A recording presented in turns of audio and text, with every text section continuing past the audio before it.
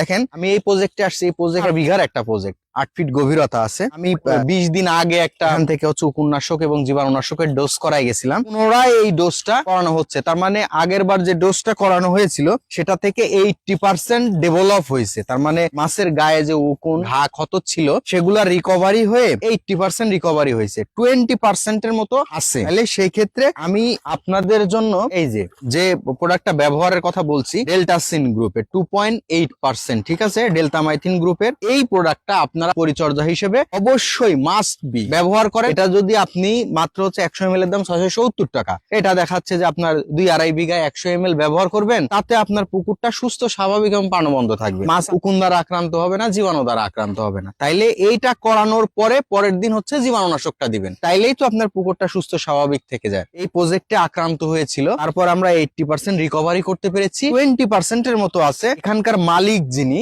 উনি খুবই তার মানে এই বিষয়ে অ্যাক্টিভ, যার কারণে হচ্ছে ইনি চাচ্ছে যে আমি সেকেন্ড ডোজটা করাই নিয়ে আমার মাছটাকে সুস্থ সবল রাখবো। আমি আপনাদের বারবার এই মেসেজটা দিচ্ছি, আপনারা একটু সচেতন হন। আপনাদের একটু সচেতনতার অভাবে কিন্তু মাছের বিশাল ক্ষতি হয়ে যেতে পারে। তো এই ক্ষতি থেকে উত্তরণের জন্য অবশ্যই নিয়ম মাফিক ভাবে উপন্যাসক জীবাণুনাশকের ডোজটা করান ভাই। এটা মহামারী, কোনো আহামরি টাকা লাগবে না, অল্প বাজেটের মধ্যে উপন্যাসক জীবাণুনাশকের ডোজটা করান, খুবই সুস্থ সবল এবং প্রাণবন্ত আপনার মাছ থাকবে। ধন্যবাদ সব, আসসালামু আলাইকুম ওয়া রাহমাতুল্লাহ।